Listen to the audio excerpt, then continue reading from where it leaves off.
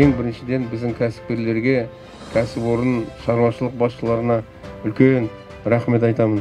Сол кісілер өздерінің тапқан табыстарынан бөліп, міне өздерінің жерлестеріне үлкен көмек көрсетіп жатыр. Ең негізгісі барлықтарыңыздың дендеріңіз сау, үйлеріңізде аманшылық, құт, береке болсын.